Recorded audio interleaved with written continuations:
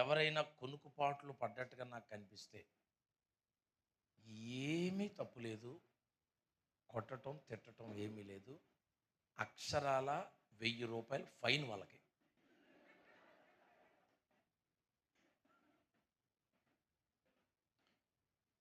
మీరు హ్యాపీగా పడుకోవచ్చు. వెళ్ళేటప్పుడు ₹1000 పట్టుకొచ్చి ఇచ్చేయండి అంతే. నిర్దాక్షిణ్యంగా వసూలు చేస్తాను. నేను చాలా సీరియస్గానే చెప్తున్నాను ఈ మ్యాటర్. ఎందుకంటే చాలా డబ్బులు కావాలి నార్త్ ఇండియా సేవ కోసం.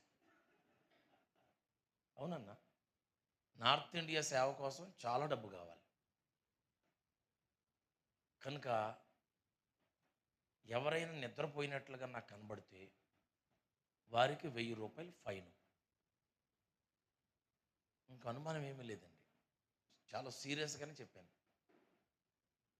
అర్థమైందండి. ₹1000 లేవంటే కనుక మూతి మీద ముక్కుల మీద ఉన్నది.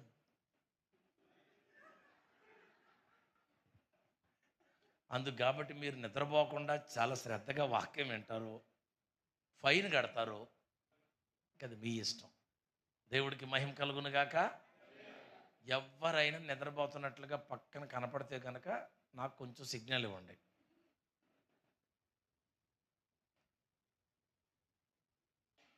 ఎందుకంటే నిద్రపోయే టైం కదా. నిద్రపోయే టైంలో మనం దేవుని వాక్యాన్ని ధ్యానం చేస్తున్నాం. మీరు శ్రద్ధగా ఉండకపోతే కనుక వాక్యం మీకు అర్థం కాదు. నేను జోక్గా ఏం చెప్పలేదు, సీరియస్గానే చెప్పాను ఆ విషయం. ఏది ఫైన్ ₹1000 అనేది చాలా సీరియసే. అందుకు కాబట్టి మీరు బైబిల్ గ్రంథాన్ని దగ్గర పెట్టుకుని చాలా జాగ్రత్తగా మనం దేవుని వాక్యాన్ని ధ్యానం చేద్దాం. బైబిల్ గ్రంథాలు తెరిచి మత్తయి శుభవార్త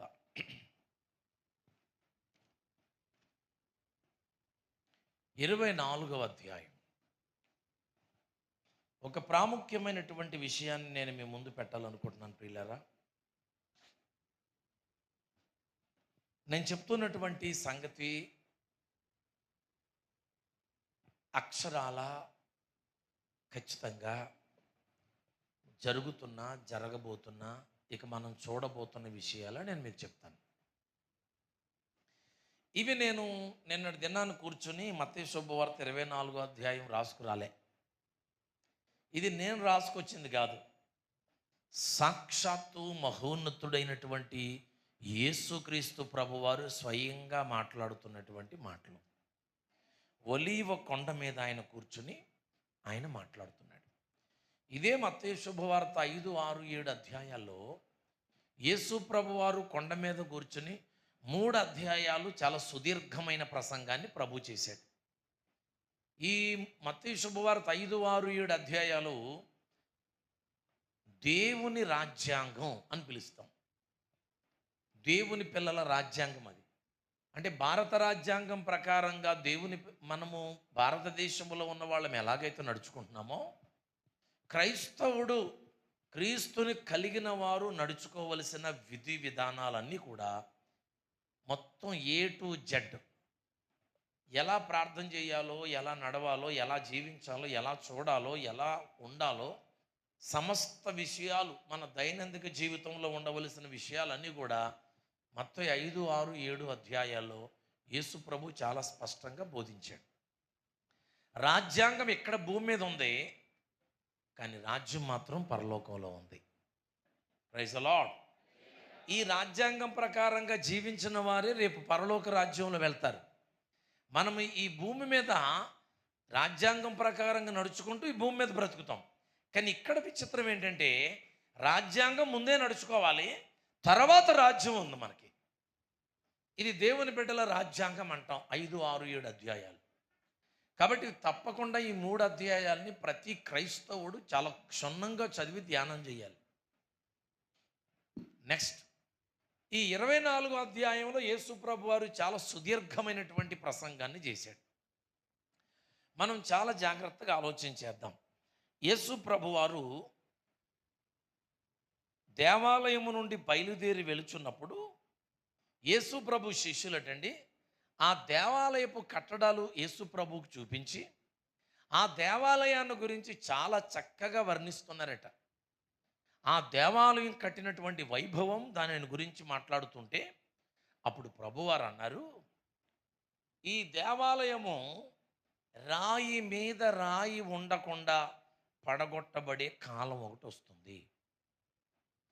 అసలు రాయి మీద రాయి కూడా ఉండకుండా ఒలిచేసే టైం ఒకటి వస్తుంది అని ప్రవచించి ప్రభు చెప్పాడు.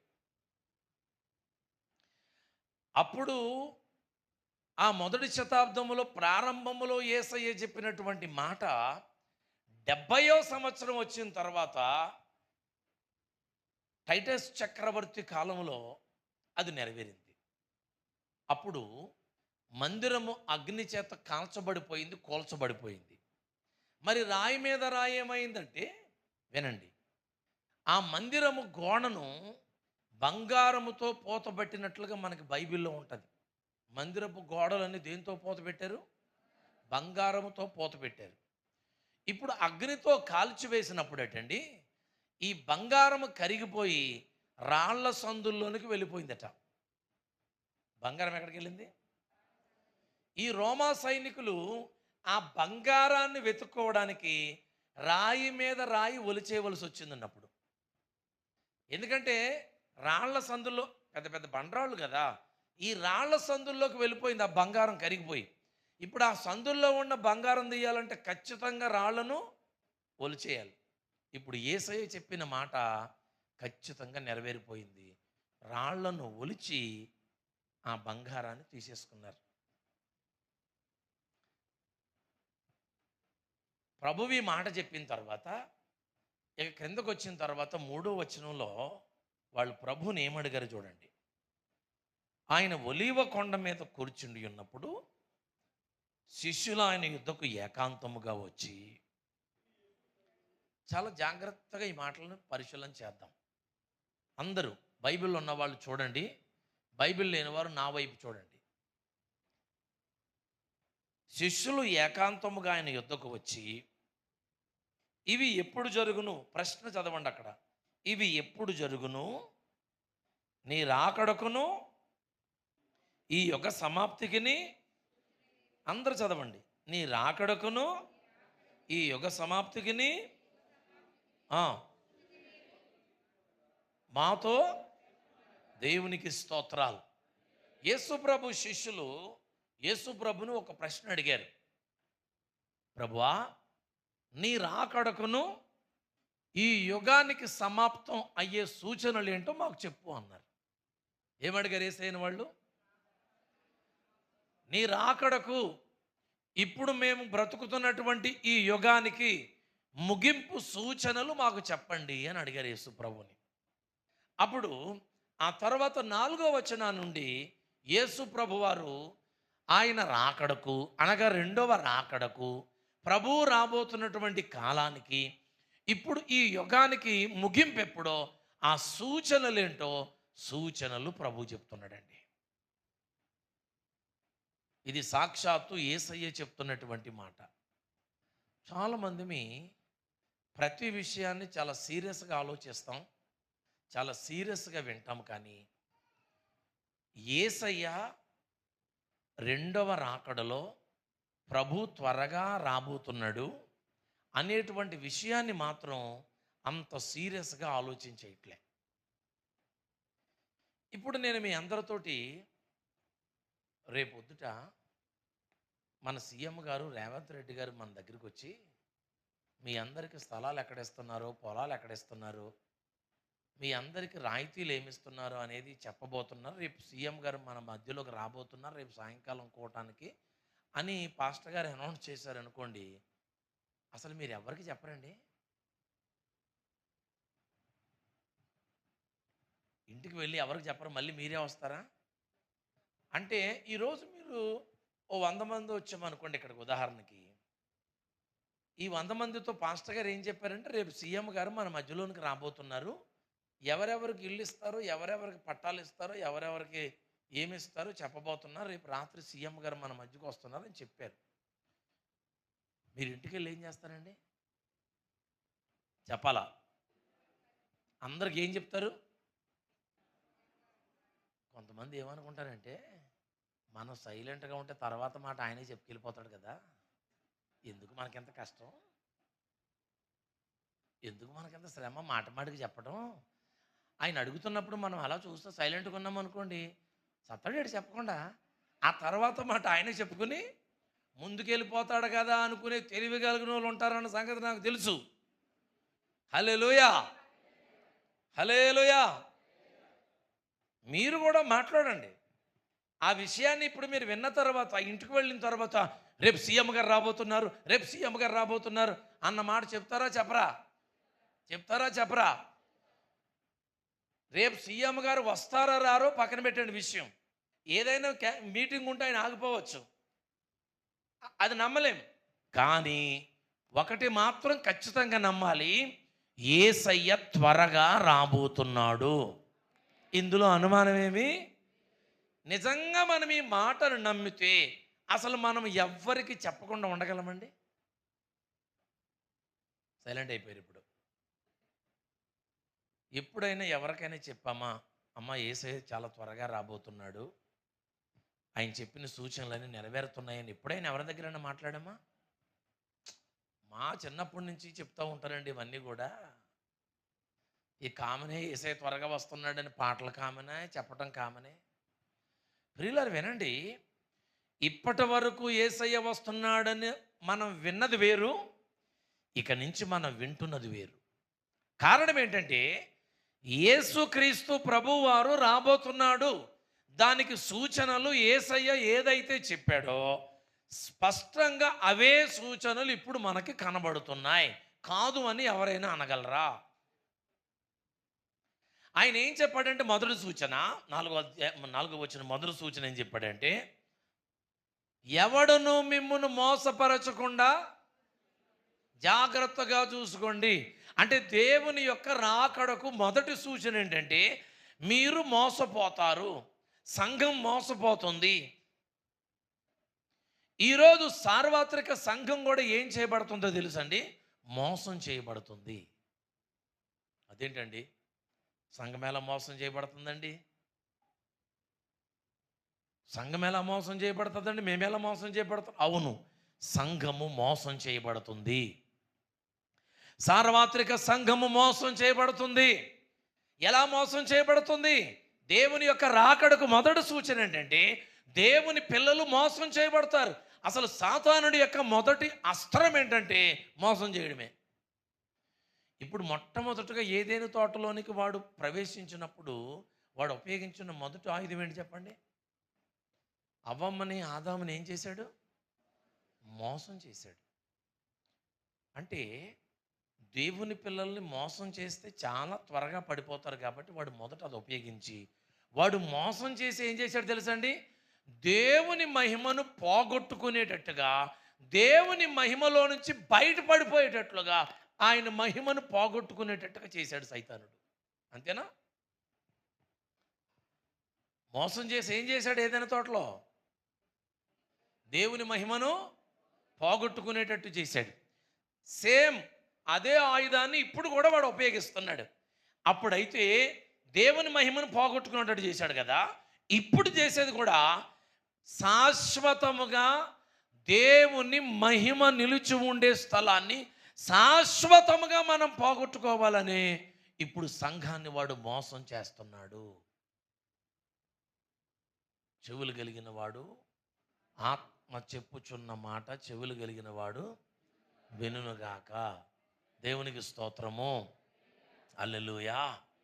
ఇప్పుడు వాడు మోసం చేస్తున్నాడు. ఎందుకో తెలుసా? శాశ్వతంగా దేవుని మహిమను కోల్పోవడానికి.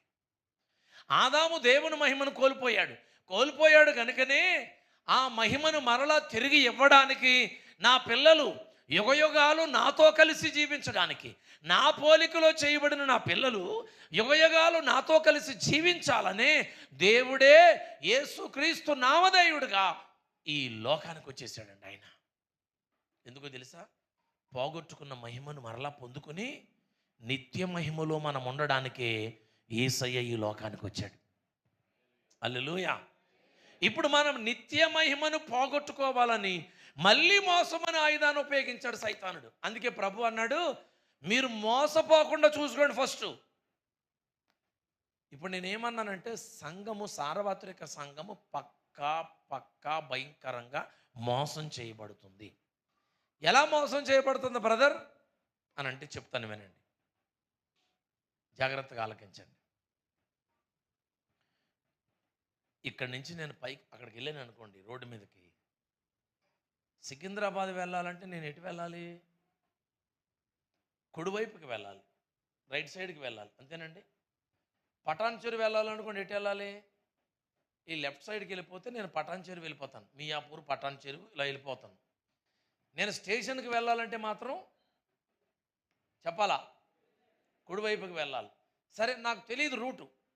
ఇప్పుడు నేను స్టేషన్కి వెళ్ళి ట్రైన్ ఎక్కి మా ఊరు వెళ్ళాలి. అందుకు కాబట్టి నాకు తెలియక ఓ పెద్ద మనిషిని అడిగాను. ఆ పెద్ద మనిషి ఇక్కడ దగ్గర ఒక 40 సంవత్సరాల నుంచి ఉంటున్నాడండి సిటీలో. మరి 40 సంవత్సరాల నుంచి సిటీలో ఉన్నాడంటే జానా తెలుస్తుంది కదా. అబ్బే 40 సంవత్సరాల నుంచి కూడా ఉంటున్నానండి అన్నాడు. సరే అని నేను అన్నాను, సార్ నేను సికింద్రాబాద్ వెళ్ళాలి, నన్ను ఎటు వెళ్ళమంటారు అని అడిగాను. ఆయన అనుకున్నాడు, నేను 40 సంవత్సరాల నుంచి ఇక్కడ ఉన్నాను, ఇప్పుడు ఈ పెద్ద మనిషి నన్ను అడిగాడు సికింద్రాబాద్ ఇంతకీ ఆయనకు తెలియదు దారిటో. నాకు తెలియదు అని అన్నాను అనుకో, నా ప్రెస్టేజీ దెబ్బతింటుంది. కాబట్టి ఏదో ఒకటి చెప్పేయాలి అనుకుని ఆయన ఏం చేశాడంటే, పాస్టర్ గారు మీరు రోడ్డు మీదకి వెళ్ళిన తర్వాత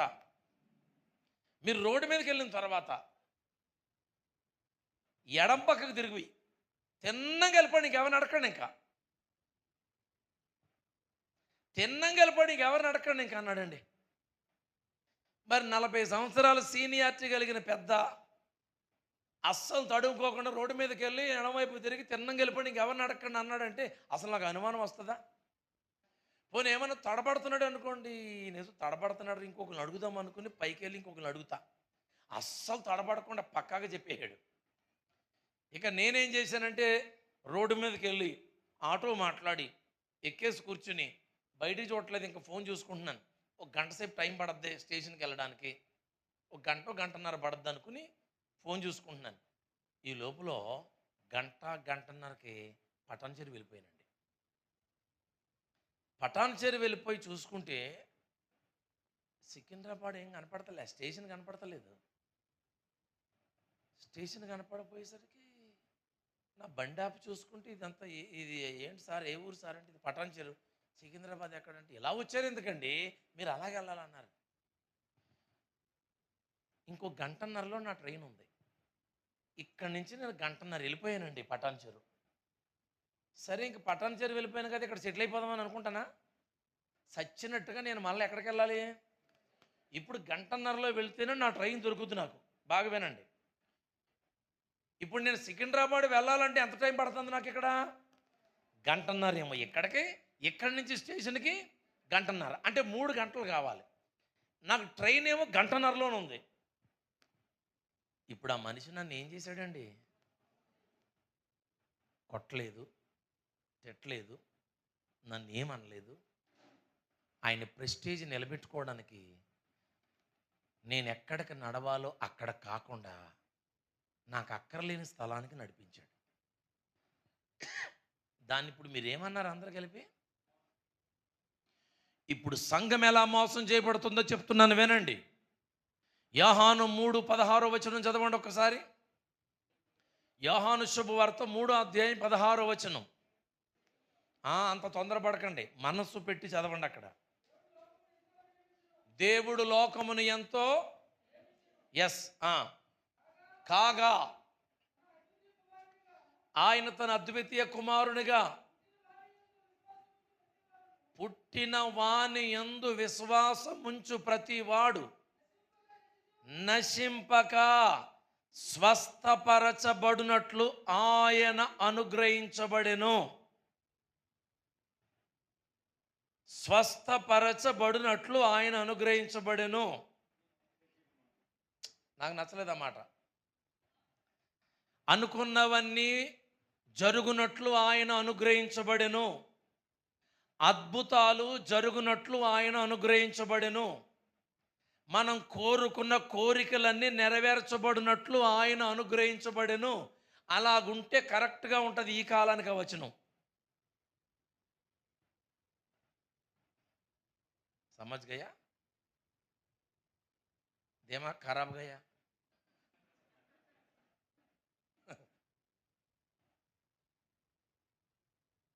ఆ వచనం స్వస్థపరచబడినట్లు ఆయన అనుగ్రహించబడెను అని రాయబడిందా, నిత్య జీవం పొందినట్లు ఆయన అనుగ్రహించబడనని రాయబడిందా? ఇప్పుడు చెప్పండి, యేసుక్రీస్తు ప్రభు ఎందుకు అనుగ్రహించబడ్డాడు ఈ లోకానికి? నిన్ను స్వస్థపరచడానికి అనుగ్రహించబడలే, నీకు అన్న వస్త్రాలు ఇవ్వడానికి అనుగ్రహించబడలే, నీకు కావలసినవన్నీ సమకూర్చడానికి యేసు ప్రభు అనుగ్రహించబడలే. అదేంటంటే అలా మాట్లాడుతున్నారు? మరి మమ్మల్ని స్వస్థపరుస్తున్నాడు, అద్భుతాలు చేస్తున్నాడు, ఆశ్చర్యాలు చేస్తున్నాడు. అది ఎందుకో తెలుసా? ఆయన పిల్ల మీద ఆయనకున్న ప్రేమను బట్టి నిన్ను స్వస్థపరుస్తున్నాడు. ప్రైజ్ ది లార్డ్, హల్లెలూయా. మీకు ఇంకా అర్థం అవడానికి కొంచెం ప్రయత్నం చేస్తాను, వినండి. మీరు మీ అబ్బాయిని ఇక్కడి నుంచి తీసుకుని ఒక బెంగళూరులో తీసుకెళ్ళి ఇంజనీరింగ్ జాయిన్ చేయడానికి తీసుకెళ్తున్నారు. ఇక్కడి నుంచి బయలుదేరారు. ఇక్కడి నుంచి బయలుదేరగానే మీరు బాలనగర్ వెళ్ళి బస్సు మారాలి. బాలనగర్ వెళ్ళిన తర్వాత మీ అబ్బాయి అన్నాడు, డాడీ నాకు కేక్ కావాలి డాడీ అన్నాడు. కేక్ లేదేం లేదు, నోర్మాయ్, బెంగళూరు ఇంజనీరింగ్ అవ్వాలంతే, కాలేజీ అని అంటారండి మీరు? తీసుకో డాడీ అని చెప్పి ఆ కేక్ కొంటారు, తీసుకొని తింటాడు. సికింద్రాబాద్ వెళ్ళిన తర్వాత అక్కడ హోటల్ ఉంది కదండి మధ్యలో సెంటర్లో, డాడీ నాకు ఆల్ఫా హోటల్, నాకు బిర్యానీ కావాలి డాడీ అన్నాడు. సరే పదరా అని చెప్పేసి కూర్చోబెట్టి బిర్యానీ ఇప్పించాడు. తినేసిన తర్వాత కొంచెం ఆ పక్క గల్లీలోకి వెళ్తే నాకు బ్యాగ్ కావాలి డాడీ అన్నాడు. తీసుకోరా అని బ్యాగ్ కొన్నాడు. షూ కావాలి డాడీ అన్నాడు.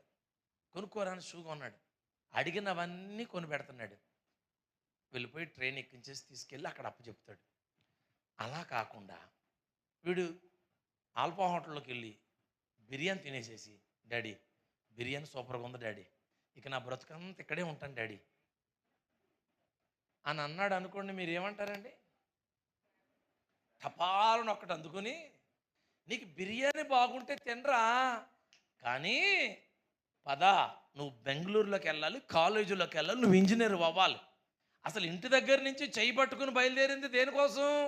ఆల్ఫా హోటల్లో బిర్యానీ ఇప్పించడానిక? బేకరీలో కేక్ కొంటాక, బ్యాగ్ కొంటాక, షూ కొంటాక? ఈ లోపల నడుస్తున్నప్పుడు పడిపోయి కాలు బెనికింది, కొంచెం ఏదో దెబ్బ అయింది, హాస్పిటల్ తీసుకెళ్లరా? రక్తం గారినా సరే రాలగా కాలేజీ అని అంటారండి మీరు? వాస్తవంగా ఇంటి దగ్గర నుంచి బయలుదేరినప్పుడు బిర్యానీ మీ మైండ్లో లేదు, బేకరీ మీ మైండ్లో లేదు, ఇవేమీ లేదు. కాలేజీలో జాయిన్ చేసి ఇంజనీర్ని చేయడమే మొదట పర్పస్. అదే ఆ ఉద్దేశంతోనే బయలుదేరారు. ఈ మధ్యలో అవన్నీ ఎందుకు అన్నారు తెలుసా? మీ బిడ్డ మీద మీకున్న ప్రేమ, శ్రద్ధ ఇవన్నీ సమకూర్చాయి. ఆమేన్. యేసు ప్రభు చేసింది కూడా అదే. నిత్య జీవానికి వారసులుగా చేయడానికే మన చేయి పట్టుకున్నాడు ఆయన. స్తోత్రం చెప్పండి గట్టిగా. యుగ యుగాలు జీవించే నిత్యత్వంలోనికి తీసుకొని వెళ్ళడానికే యేసుక్రీస్తు ప్రభు ఈ లోకానికి వచ్చి ప్రతి ఒక్కరి చేయి పట్టుకుని నడిపించడం మొదలుపెట్టాడు. ఆయన నడిపిస్తున్నప్పుడు నిన్ను స్వస్థపరచవలసి వచ్చింది, స్వస్థపరిచాడు. ఆయన నడిపిస్తున్నప్పుడు నీకు ఆహారం పెట్టవలసి వచ్చింది, పెట్టాడు. ఆయన నడిపిస్తున్నప్పుడు నీకు ఒక ఇల్లు కట్టి పెట్టవలసి వచ్చింది, కట్టించాడు. ఆయన నిన్ను నడిపిస్తున్నప్పుడు నీ అవసరాలన్నీ తీర్చవలసి వచ్చింది, తీర్చాడు. కానీ ఇల్లు కట్టడానికి కాదు ఆయన నిన్ను పట్టుకున్నది, అన్న వస్త్రాలు ఇవ్వడానికి కాదు పట్టుకున్నది, నిత్య జీవానికి నడిపించడానికి నిన్ను పట్టుకున్నాడు ఆయన. ఆమేన్, హల్లెలూయా. నాయనా ఇల్లు కట్టి పెట్టావు, ఏ క్లాస్గా ఉంది నాయనా. నెలకి 1,00,000 రూపాయలు డ్రా చేసే జాబ్ ఇచ్చావు, ఏ క్లాస్గా ఉంది నాయన. ఇక నాకు ఇదే జీవితం, ఇదే సర్వం అన్నాం అనుకోండి, ఒక్కటిచ్చుకుని నడవరు అబ్బాయి అంటాడు. మీ అబ్బాయిని మీరు ఏం చేస్తారు? బేకరీ సూపర్గా ఉంది డాడీ, నా బ్రతుకంతా బేకరీలోనే గడిపేస్తానంటే ఏమంటారు మీరు? సర్లేరా బేకరీలో వదిలేస్తున్నాను, వదిలిపెట్టి ఇంటికి వెళ్ళారు అనుకోండి, ఏమండి బాబుని కాలేజీలో జాయిన్ చేశారా అని ఇంటికాడ అడగదా హోమ్ డిపార్ట్మెంటు? లేదు కాలేజీ కానీ తీసుకెళ్ళాను కదా, బేకరీ బాగుంది అన్నాడని అక్కడ ఇడిచిపెట్టి వచ్చాను అన్నారు అనుకోండి మీరు. హోమ్ మినిస్టర్ ఏమంటారండి? మీకు అర్థమవుతుంది నేను చెప్పేది, మీకు అర్థం అవ్వడానికి చెప్పాను నా ఉదాహరణ. బేకరీ బాగుందన్నాడమ్మా, అక్కడ వదిలేశాను. ఆల్ఫా హోటల్లో బిర్యానీ బాగుందన్నాడు, ఇంకా అక్కడ వదిలేశాను. అసలు అలా వదులుతాడండి తండ్రి? దేవుని బిడ్డలారా, యోహాను 3:16 ప్రపంచానికి సరిగ్గా అర్థం కాలేదు. అందుకే బిల్లీ గ్రహం అనేటువంటి దైవజనుడు తన జీవితకాలం అంతా యోహాను 3:16 వచనమే మాట్లాడాడు. యేసుక్రీస్తు ప్రభు స్వస్థపరచడానికి వచ్చిన వాడు కాదు. ఒకవేళ అది నిజమే అనుకుంటే గనక ఆయన మత్తయి శుభవార్త 5, 6, 7 అధ్యాయాల్లో ప్రసంగం చేసినప్పుడు నీ కన్ను నిన్ను అభ్యంతరపరిస్తే ఏమన్నాడండి? తీసేయి. నీ చెయ్యి నిన్ను అభ్యంతరపరిస్తే నరికాయి. నీ కాలు నిన్ను అభ్యంతరపరిస్తే తీసేయి. నువ్వు 2 కన్నులు కలిగి నరకానికి వెళ్ళిపోయే కన్నా ఒక్క కన్నుతో నువ్వు పరలోకం వెళ్ళటమే. ఉందా లేదా? ప్రసంగం యేసయ్య చేశాడు లేదా? నువ్వు 2 కాళ్ళు కలిగి మైకేల్ జాక్సన్ లాగా నరకంలోకి పోయే కన్నా నువ్వు ఒక్క కాలుతోనే నిత్య జీవానికి వెళ్ళడమే. 2 కన్నులు కలిగి ఐశ్వర్యరాయి వల్లే నరకానికి పోయే కన్నా నువ్వు ఒక్క కన్నుతో పరలోకం వెళ్ళడమే. చేశాడా లేదా ప్రసంగం యేసయ్య? అంటే ఇప్పుడు కన్ను బాగుపడటం హైలైట్ చేశాడా? నువ్వు నిత్య జీవానికి వెళ్ళటం హైలైట్ చేశాడా? అంటే నీ చెయ్యి బాగుపడటం హైలైట్ చేశాడా? నీవు నిత్య జీవానికి వెళ్ళటం హైలైట్ చేశాడా? అంటే యేసు ప్రభు స్వస్థతను అక్కడ హైలైట్ చేయలే, నిత్య జీవాన్ని హైలైట్ చేశాడు అక్కడ. యువతరానికి నేను చెప్పే సత్యం అర్థం కావాలి. నేను అల్లట్లేదు, వాక్యం చెప్తున్నాను. బైబిల్లో యేసు ప్రభు చేసింది చెప్తున్నాను, ఆయన చెప్పింది చెప్తున్నాను. Praise the lord. Amen. Hallelujah. Yohanu 3 voice మారినట్టుందేంటి? యోహాను 3:16 నిత్య జీవము పొందునట్లు ఆయన అనుగ్రహించబడెను. Praise the lord.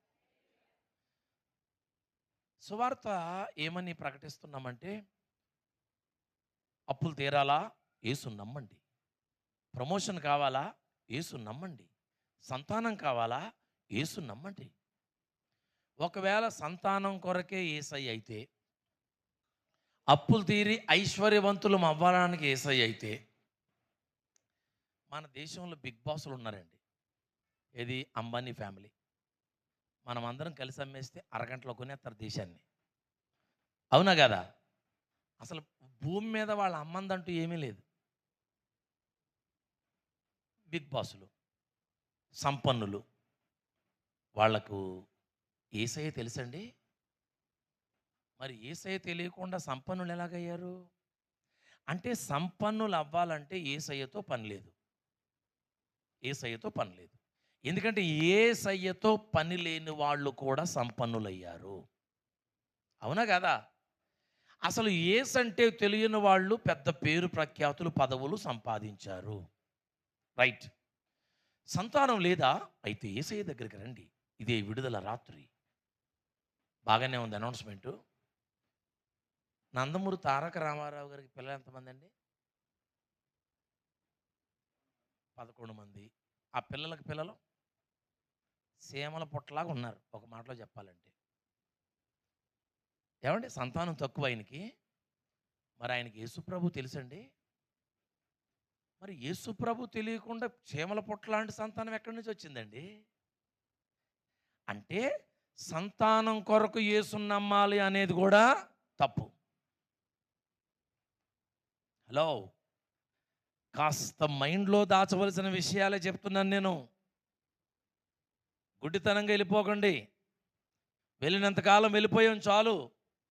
కనీసం ఇప్పుడైనా కొంచెం ఆలోచన చేయండి. సంతానం కొరకే యేసు ప్రభుని అనుకుంటే చాలామందికి యేసుతో పని లేని వారు, యేసు నమ్మని వాళ్ళు పిల్లా పాపలతో హ్యాపీగా ఉన్నారు. ఐశ్వర్యవంతులు హ్యాపీగా ఉన్నారు. వీటన్నిటి కోసం యేసుక్రీస్తు అనుగ్రహించబడలే. మరి ఎందుకు అనుగ్రహించబడ్డాడంటే నేనే మార్గం, సత్యం, జీవం. నా ద్వారా తప్ప ఎవ్వడును నిత్య జీవానికి రాలేడు.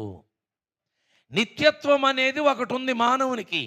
ఆ నిత్యత్వంలోనికి వెళ్ళడానికి ఒకే ఒక్క ఆప్షన్ యేసుక్రీస్తు ప్రభు. ఆయన ద్వారా తప్ప ఏ మనుషుడు పరలోక రాజ్యానికి వచ్చే అవకాశం లేదు. అందుకు యేసయ్య దగ్గరికి రావాలి. Praise the lord. హల్లెలూయా. డబ్బు కోసం కాదు, ప్రమోషన్ల కోసం కాదు, ఉద్యోగాల కోసం కాదు, వ్యాపారాల కోసం కాదు, వ్యాధి బలహీనతలు పోవాలని కాదు, నిత్యత్వం రావడానికే యేసయ్య దగ్గరికి రావాలి. 60-70 సంవత్సరాల జీవితం చెప్పుకోదగ్గ జీవితం కాదండి. ఇప్పుడు సంఘం ఎందుకు మోసం చేయబడుతుందంటే, నిత్యత్వం దగ్గరికి నడిపించవలసినటువంటి మనుషులు భౌతిక పరమైన అవసరాల దగ్గరికి నడిపిస్తున్నారు. హలో, మీకు ప్రమోషన్ కావాలా? అయితే ఈ రాత్రి విడుదల రాత్రి రండి. వచ్చాం. ఇప్పుడు నేను ప్రార్థన చేయబోతున్నాను. థ్యాంక్ యూ జీసస్ అని నేను కొంచెం అటు ఇటు తిరిగి, ఉద్యోగాలు లేని వాళ్ళందరూ ముందుకు వచ్చి మోకాళ్ళు వేయండి, నేను ఇప్పుడు మీకు ప్రార్థన చేయబోతున్నాను అనుకునే గొర్రెల మందలాగా వెళ్ళి పడిపోతున్నారు అక్కడ.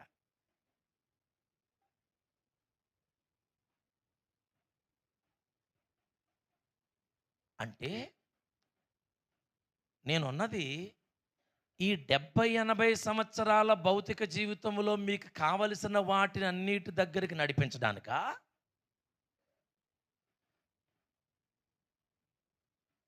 నిత్యత్వం దగ్గరికి నడిపించడానికా? అంటే ఎక్కడికి వెళ్ళవలసిన మనుషులను నేను ఎక్కడికి నడిపిస్తున్నానో చూడండి. స్వస్థత వైపుకు, అద్భుతాల వైపుకు, భోగభాగ్యాలు సంపాదించుట వైపుకు. ఎవరికి మైకి ఇచ్చమ్మా నువ్వు పొందిన మేలేంటో చెప్పమ్మా అంటే, ఒకప్పుడండి అస్సలు ఇల్లు లేకుండా అద్దెంట్లో ఉండేవాడినండి, ఇప్పుడు 3 అపార్ట్మెంట్లు కట్టానండి, 4 అపార్ట్మెంట్లు అద్దెకిచ్చానండి, 3 అపార్ట్మెంట్లు నేనున్నానండి, దేవునికి స్తోత్రం కలుగును గాక అంటే అందరు మేకల మందలాగా హల్లెలూయా అంటే యేసు ప్రభు నమ్మటం అంటే సమకూర్చుకోవడం, అంతేనండి. అంటే ఒక బిల్డింగ్ పోయి 2 బిల్డింగులు కొంటే దేవుడు కార్యం చేసినట్టు. పోన్లే 4 బిల్డింగులు కట్టేశావు, నెలకు ₹1,00,000 జీతం వస్తుంది, అంత పక్కాగా అయిపోయింది. ఆ తర్వాత రోజే దుకాణం సదిరేసావు నువ్వు. మరి ఇప్పుడు ఈ 4 బిల్డింగుల సంగతి ఏంటి? నేను చేయవలసిన బోధ ఏంటో తెలుసా? మీరు బిల్డింగ్ ఎలా కడతారో ఆ మెలకువలు కాదు నేను చెప్పవలసింది. మీకు ప్రమోషన్లు ఎలాగొస్తాయో అది కాదు నేను చెప్పవలసింది. మీరు అద్భుతాలు ఎలా జరుగుతాయి అది కాదు చెప్పవలసింది. ఇప్పుడు ప్రభు వస్తే, లేకపోతే నువ్వు కన్ను మూస్తే తర్వాత జీవితం ఏంటి? Hello hello, mic test. మానవుడు ఆయుష్ 70 సంవత్సరాలు అధిక బలం ఉన్న ఎడలా కల్తీ లేని పాలు తాగితే ఇంకో 10 వేసుకోండి. అక్కడికి ఎంత అయింది? 90 అయింది.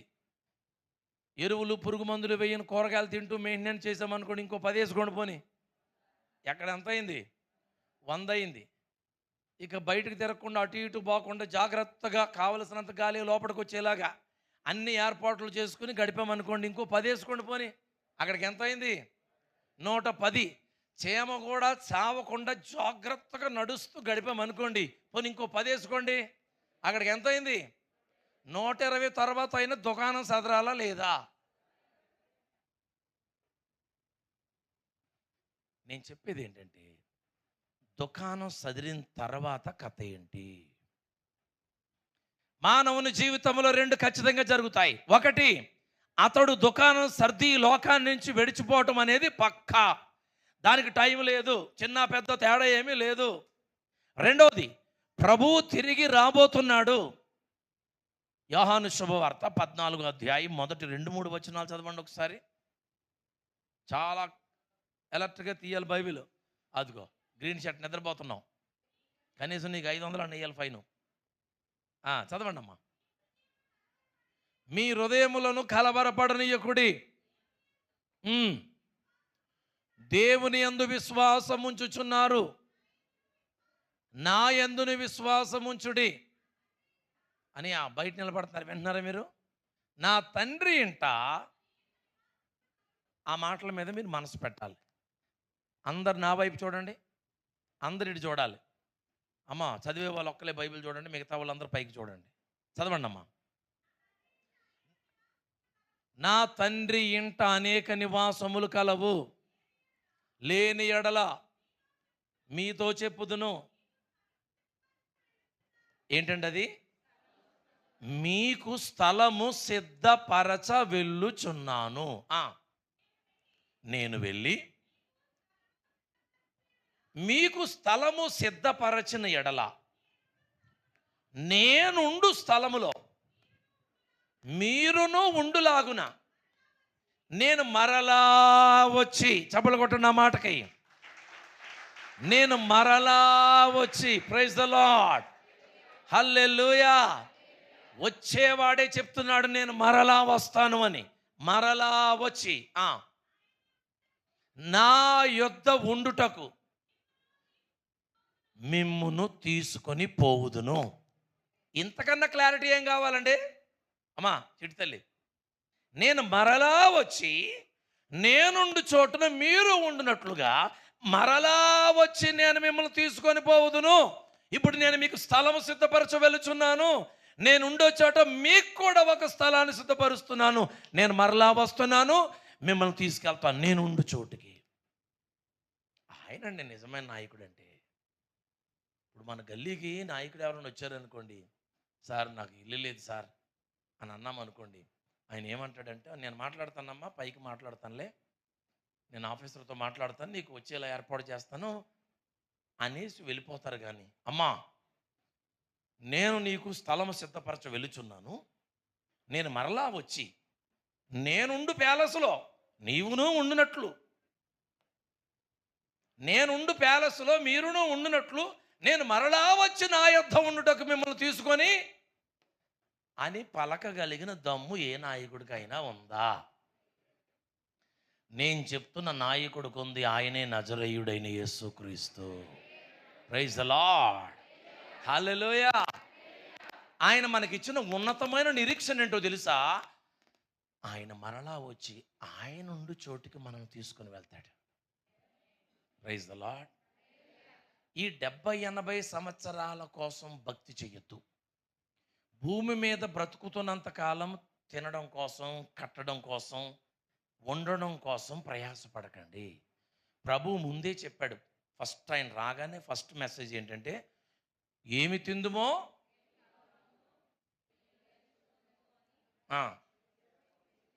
అసలు మన చింత అంతది ఏంటి? ఇంకేం చెప్పాడు తెలుసా? చాలా జోక్గా ఉంటుందండి మనం చేసే పనులు. భూమి మీద మీ కొరకు ధనము కూర్చుకొనుడానా వద్దనడా? భూమి మీద మీ కొరకు ధనము కూర్చుకొన. అక్షరం తేడా వస్తే మొత్తం తేడా వచ్చేద్దామా? భూమి మీద మీ కొరకు ధనము కూర్చుకొనకుడి. మరేం చేయాలట? పరలోకములో మీ కొరకు ధనము చెప్పాడా లేదా? ఎక్కడ కూర్చుకోవద్దన్నాడు, ఎక్కడ కూర్చుకోమన్నాడు? కదండి. మనం ఏం పని మీద ఉన్నాం? మత్తయి సువార్తలోనే ఫెయిల్ అయిపోయావు, నువ్వు మిగతా సబ్జెక్టులోకి ఇంకేం వెళ్తావు? అసలు తెలుగులోనే ఫెయిల్ అయిపోయావు, ఇంకా 6 సబ్జెక్టులు ఉన్నాయి పైన. ఒక్క మెట్టు ఎక్కడానికే కుదరలేదు, కాలు మీద పడిపోయింది, ఇంకా 7 మెట్లు ఉన్నాయి పైన. యేసుప్రభు వచ్చి చేసిన మొదటి ప్రసంగం ఏంటంటే, భూమి మీద మీ కొరకు ధనము కూర్చుకొనవద్దు అని ప్రభు చెప్తే మనం ఎంత తెలియగలమో తెలుసండి. సమకూర్చువాడవు నీవే, నాకు సమకూర్చువాడవు నీవే. నువ్వే సమకూర్చుని ఆయన సమస్తం. ప్రభు అంటాడు, అయ్యి బాబు నేను అసలు కూర్చుకోవద్దురా అని చెప్తుంటే నన్ను కూర్చోమంట పెట్టరండి ఆయన. ప్రభు ఎంత ఆశ్చర్యపోతాడండి. అలా భూమి మీద నీవు ధనం కూర్చుకోవద్దు. ఇక్కడ చిమ్మెట తుప్పు పడుతుంది, దొంగలు ఉంటారు, ఎత్తుకుపోతారు. కానీ పరలోకంలో అటువంటిది ఏమీ ఉండదు. నువ్వు ఈ భూమి మీద ఉన్నంతకాలం పరలోకంలో డిపాజిట్ చేయి. అరే యేసయ్య చేసిన ప్రసంగం ఏదండి ఇది? అసలు ప్రభు చేసిన ప్రసంగం ఒక్కరికి నచ్చట్లేదు. మళ్ళీ ప్రభు అంటే స్తోత్రం, నేను ఆయన ప్రేమిస్తున్నాను అంటారు. ఆయన మాట ఒకళ్ళు వినరు. ఏమన్నా అన్నీ వినొద్దు బ్రదర్, అన్నీ వినొద్దండి. మత్తయి శుభవార్త 5, 6, 7 అధ్యాయాల్లో ప్రభు ఏం చెప్పాడు ఒక్క మాటలో ఆలోచించండి చాలు. భూమి మీద మీ కొరకు ధనము కూర్చుకొనవద్దు, అదే మనకి ముద్దు. ఇప్పుడు ప్రయాస అంతా దేని కొరకు? ఆల్ నైట్ ప్రేయర్ అంతా, కనిపెట్టే కూటమంతా, ఈ ప్రార్థనలంతా, అయ్యగారు మోకాళ్ళు, అమ్మగారు మోకాళ్ళు, సంఘమంతా చేసే కన్నీరు, ఇదంతా దేనికోసం? సమకూర్చాలనే కదా. పిల్లలకు ఉద్యోగాలు రావాలి, సంతానం కలగాలి, సంఘంలో ఉన్నవారు బాగుపడాలి, ఎన్నో అద్భుతాలు జరగాలి, ఇల్లు మధ్యలో ఆగిపోయిందంటే అది ముందుకు వెళ్ళాలి, సులాపు వెయ్యబడాలి. వీటన్నిటి కోసమే కదా మోకాళ్ళు అరిగిపోతున్నాయి.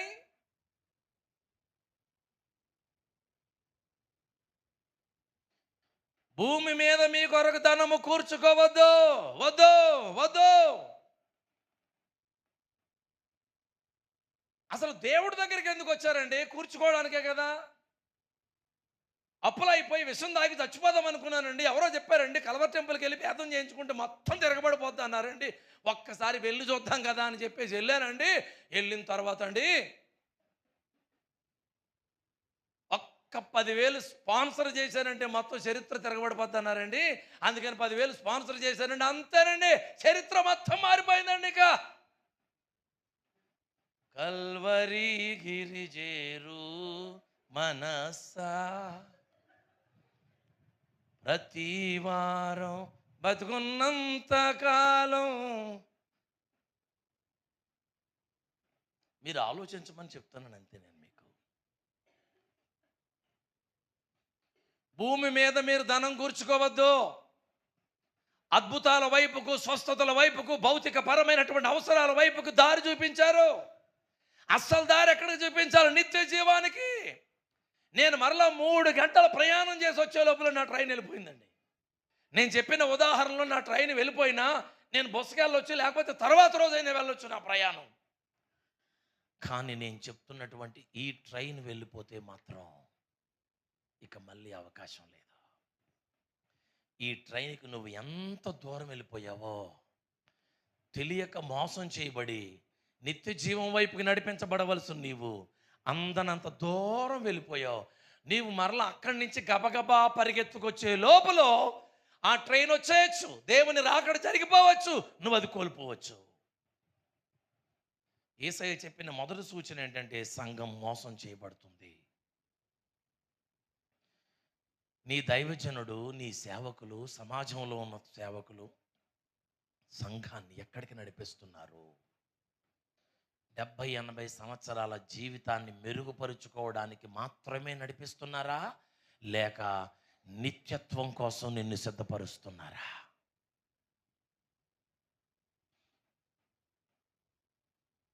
భౌతికపరమైన అవసరాల కొరకు మాత్రమే సంఘం నిన్ను మెయింటైన్ చేస్తుందంటే కనుక నో, తప్పది. ఈ 4 గోడల మధ్యలో నిన్ను దేనికోసం సిద్ధపరచాలంటే నిత్యత్వానికి నిన్ను రెడీ చేయాలి, నిత్యత్వం కొరకు నిన్ను సిద్ధపరచాలి. అది సంఘం, అది దైవజనుడు, అది 4 గోడల మధ్యలో జరగవలసిన పరిచర్య. అంతేగాని భౌతికపరమైనటువంటి లాభాలు ఎలా పొందుకోవాలో వాటిని మాత్రమే చెప్పి ప్రలోభ పెట్టి ప్రజలను మోసం చేయకూడదు.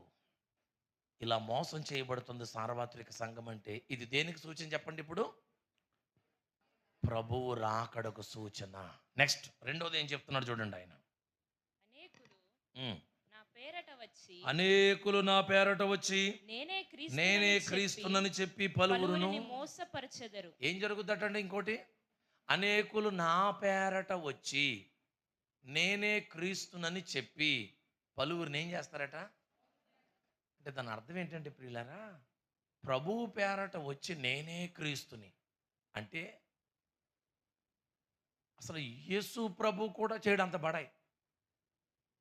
నేనే దేవుడిని అండి. ఇంకా చాలాసార్లు అండి యేసు ప్రభుని నానా రకాల మాటలు మాట్లాడినా సరే అసలు పొరపాటున పౌరుషం రాదు. కానీ వాళ్ళ పాస్టర్ గారిని ఏదైనా ఒక మాట అన్నారనుకోండి, ఎవరైనా కర్రలేసుకెళ్ళిపోతారండి కొట్టేయడానికి. అబ్బే, యేసు ప్రభుని ఎన్ని రకాలుగా దూషించినా పొరపాటుకి పౌరుషం రాదన్నా. వాళ్ళ పాస్టర్ని, వాళ్ళు ఏ ఫ్యాన్స్ అయితే ఉన్నారో ఆ ఫ్యాన్స్ ఉన్న పాస్టర్ గారిని ఏమైనా అన్నారంటే మాత్రం చిచ్చరి పిడుగులా రెచ్చిపోతారండి వీళ్ళు. అంటే ఇతనికి హీరో ఎవరు? ఆ పాస్టర్ గారి హీరో. అనేకులు నా పేరట వచ్చి నేనే క్రీస్తుని, నేనే, నా ద్వారా తప్ప ఇంక లేదు నీకు, అసలు నిత్య జీవం వెళ్ళాలంటే నువ్వు నా దగ్గరికి రావాల్సిందే. ప్రియులారా వినండి, చాలా మంది మనుషుల ఫ్యాన్స్ అయిపోయారు ఈరోజు. దేవరాజు గారి ఫ్యాన్స్ కొంతమంది, అరవింద్ గారి ఫ్యాన్స్ కొంతమంది, ఆయన వచ్చినప్పుడు ఆయన దగ్గరికి, నేను వచ్చినప్పుడు నా దగ్గరికి, లేకపోతే ఇంకో గమానియాల్ గారు అంటే ఆయన ఫ్యాన్స్ కొంతమంది. బ్రదర్ ఎప్పుడు వస్తారండి? 2, 3, 4 కదండి. ఈ బ్రదర్ ఎప్పుడు వస్తారండి? 4. అప్పుడు 4 మేము వస్తామండి. ఈ బాధపడలేక ఇప్పుడు స్పీకర్లో వాళ్ళ పేరు కింద డేట్ కూడా వేసేస్తున్నారండి. వాళ్ళ పేరు కింద ఏమేస్తున్నారండి?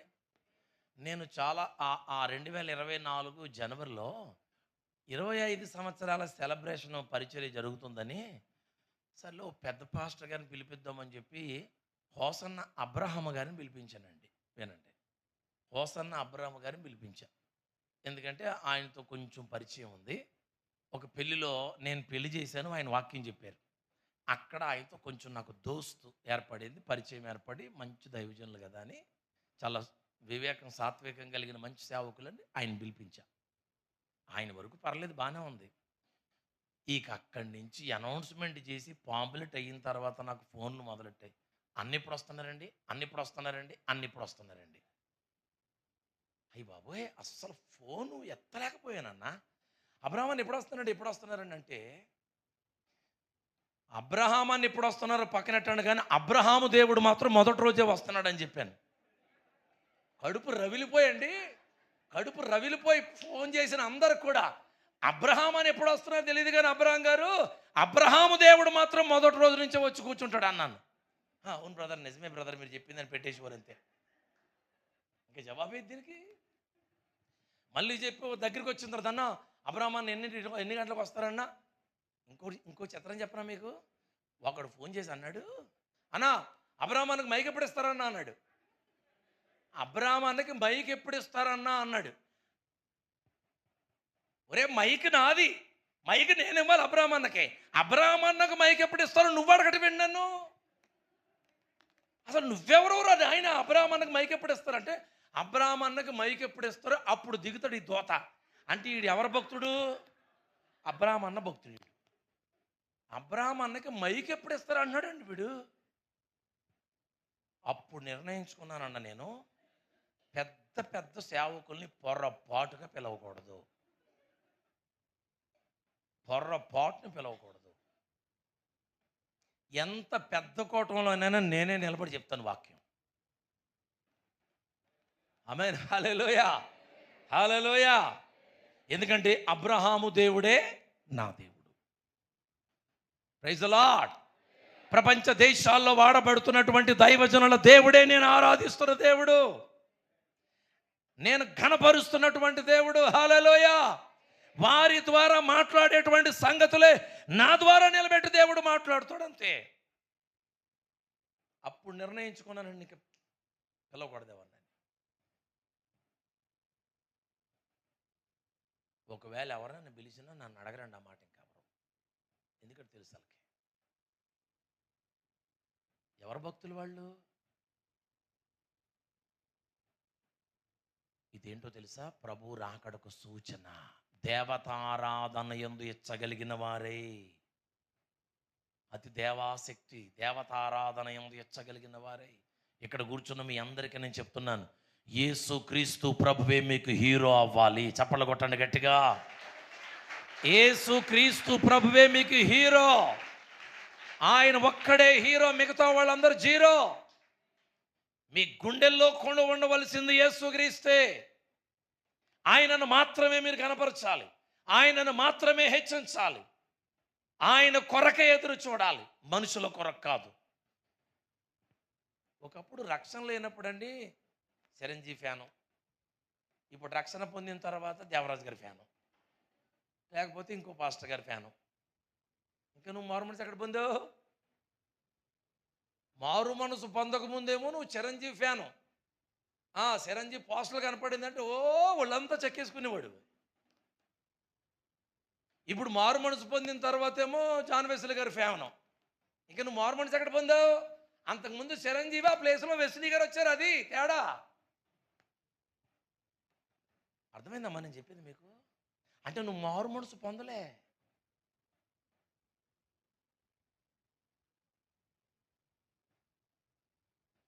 యువతరానికి ఈ సత్యం అర్థం కావాలి. యేసే నీకు హీరో అవ్వాలి. దేవుడికి స్తోత్రం, హల్లెలూయా. ఆయనే నీకు హీరో అవ్వాలా.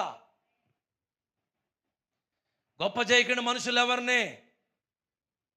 అందరూ నరమాత్రులే. ఏ పాటువాడండి నరుడు? ఏ పాటువాడు మనుషుడు? మాట్లాడేది దేవుడు, కార్యాలు చేసేది దేవుడు, అద్భుతాలు చేసేది దేవుడు. ఆయన మహోన్నతుడైన దీనులను లక్ష్యపెట్టును. మొన్న ఆదివారం, ఏ ఆదివారం అన్నామండి మనం? మట్లాదివారం. ఈ మట్లాదివారం నాడు యేసుప్రభు పోజ్ ఏంటండి? ఆయన పోజులు ఎలా చూపిస్తారండి? గాడిద మీద కూర్చున్నట్టు, చుట్టూ మాట్లాడుకున్నట్టు చూపిస్తారు కదండి. ఇప్పుడు ఆయన యూదుల రాజే కదండి. రాజు గుర్రం ఎక్కుతాడా, గాడిద ఎక్కుతాడా? ఇప్పుడు యేసుప్రభు వారు తలుచుకుంటే ప్రపంచంలోనే దిట్టమైన గుర్రాన్ని తీసుకొచ్చి పెట్టరా ఆయన కూర్చుంటాకి? మీరు ఎదురుగా ఉన్న గ్రామానికి వెళ్ళి అక్కడ గాడిద కట్టబడింది, దాన్ని ఇప్పుకుని తోలుకురండి అన్నాడు ఆయన. గుర్రం తీసుకురమ్మనొచ్చు కదా ఆయన.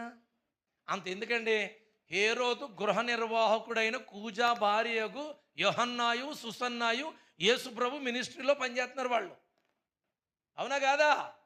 చెప్పాలి గట్టిగా. మరి యేసుప్రభు మినిస్ట్రీలో పనిచేస్తున్నారు హేరోదు గృహ నిర్వాహకుడైన కూజా భార్య, సుసన్న, ఈ యోహన్న, వీళ్ళందరూ. ఇప్పుడు యేసుప్రభు కావాలంటే అసలు హేరోదు గుర్రపు శాలలోకి వెళ్ళి ఉన్న గుర్రాలన్నింటిలో బలమైన గుర్రాన్ని పట్టుకొచ్చి అక్కడ పెట్టరా? కానీ ఏం కోరుకున్నాడు ఆయన? గాడిదను కోరాడు. ఏం కోరాడండి? ఆయన కూర్చోవటం గాడిద మీద కూర్చున్నాడు. కానీ వాళ్ళు ఏమన్నారు తెలుసా? యూదుల రాజా అని గణపరిచారు ఆయన్ని. సిచ్యువేషన్ చూస్తేనేమో గాడిద మీద వస్తున్నాడు ఆయన, స్వరం చూస్తేనేమో రాజుకు జై, హోసన్నా, జయమే యూదుల రాజు. అక్కడ సీన్ ఎలా కనపడుతుంది వినండి. ఒరేయ్ వీడికి గుండు గీసేసి గాడిద మీద ఊరేగించండ్రా అంటారు. అంటే గాడిద మీద ఊరేగించడం ఘనతకు గుర్తా, ఘనహీనతకు గుర్తా? ఇప్పుడు యేసుప్రభు వారు దేని మీద వచ్చాడండి? ఆయన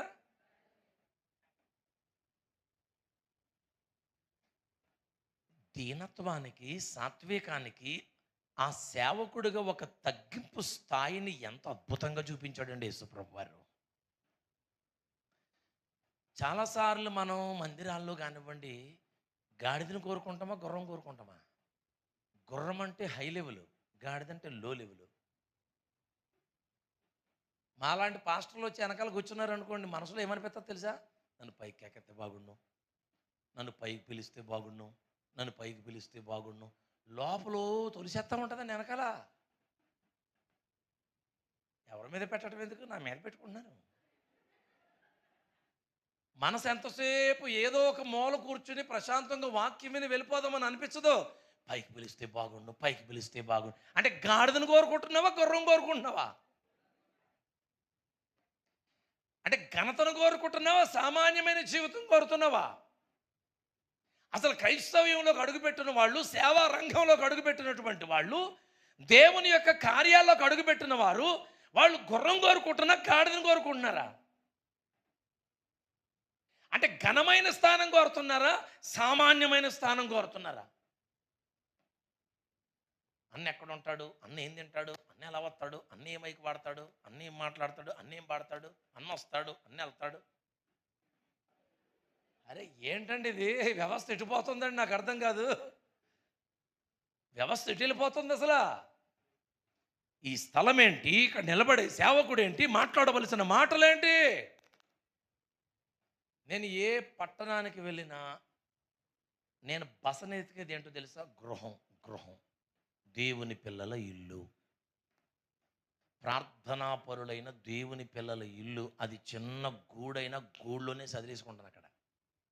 పొరపాటున లాడ్జీలు కానీ హోటళ్ళు కానీ దరిద్రం కానీ అస్సలు దరిద్రాన్ని నువ్వు లాడ్జి ఖర్చు పెట్టే డబ్బు ఉంటే ఇవి నార్త్ ఇండియాలో సేవ చేస్తాను వెళ్ళి అంతే తప్ప ఈ ఈ ఈ యేసును మోసి ఈ గాడిద ఉంటాక అంత అవసరమా? ఈ గాడిదను మోయడానికి గుర్రం కావాలా? తగ్గువాటి యందు కానీ హెచ్చువాటి యందు మనస్సు పెట్టకుడి అని చెప్పాడు దేవుడు తన వాక్యంలో. సాత్వికులు ధన్యులు వారు భూలోకమును. సాత్వికం అంటే తగ్గింపు కలిగేలా ఉండటం కాదు. 1,00,000 రూపాయలు పెట్టి ఫంక్షన్ చేయగలిగిన కెపాసిటీ నీకున్నా 10,000తో సర్దుకోవడమే సాత్వికం అంటే. హలో, 1,00,000 రూపాయలు డ్రెస్ వేసుకోగలిగిన కెపాసిటీ నీకున్నా 1,000 రూపాయల డ్రెస్తో సదురుకోవటమే సాత్వికం అంటే. యేసయ్య తలుచుకుంటే గుర్రం మీద ప్రపంచంలో ఉన్న బలమైనటువంటి మృగం మీద రాగలడు. ఆయన సింహం మీద కూర్చొని రాగలడు. లేదా కెపాసిటీ ఆయనకి? కానీ ఏం కోరాడండి? ఆయన వాడుకున్న జంతువు గాడిద. భూమి మీద గుర్రాలు ఉన్నాయి, సింహాలు ఉన్నాయి, ఎలుగుబంట్లు ఉన్నాయి, చాలా ఉన్నాయి. ఒక గాడిదను వాడుకున్నాడు. ప్రియులారా, ఏనుగు లాంటి మనుషులు ఉన్నారు, గుర్రం లాంటి మనుషులు ఉన్నారు, జిరాఫీ లాంటి ఎత్తైన మనుషులు ఉన్నారు, రకరకాల మనుషులు ఉన్నారు. కానీ దేవుడు ఎన్నుకున్నది, వాడుకునేది గాడిద లాంటి వారినే వాడుకుంటాడు ఆయన. దేవుడికి మహిమ కలుగును గాక. నిన్నెవరైనా ఒరే గాడిద అని పిలుస్తుంటే మీరు ఆహా సూపర్ హల్లెలూయా అనాలి ఒక్కసారి మీరు. ఎందుకంటే నన్ను దేవుడు వాడుకోబోతున్నాడు. ఎందుకురా అడ్డగాడిదలా తిరుగుతున్నావు అన్నారు అనుకోండి ఎవరన్నా. నన్ను గాడిద అంటావా అని అనుకోకండి. నిన్ను గాడిద అన్నారంటే దేవుడు నిన్ను వాడుకుంటున్నాడని అర్థం. ఇంకా ఒరే గోతులో వాడా అని అన్నారు అనుకోండి, నిన్ను హల్లెలూయా స్తోత్రం అనాలి. ఎందుకో తెలుసా? యోసేపు ఎక్కడోడండి? గోతులో వాడే. సింహాసనం మీదకి రాలేదు. నిన్ను ఎవరైనా రే నిన్ను గోతులో పెట్ట అన్నారు అనుకోండి, హల్లెలూయా గమ్మును పెట్టండి అనాలి మనం. అరే నిజమండి, యోసేపుని గోతులో పెట్టారా లేదా? ఆ గోతులో ఉన్నవాడిని తీసుకొచ్చి సింహాసనం మీద కూర్చోబెట్టాడా లేదా?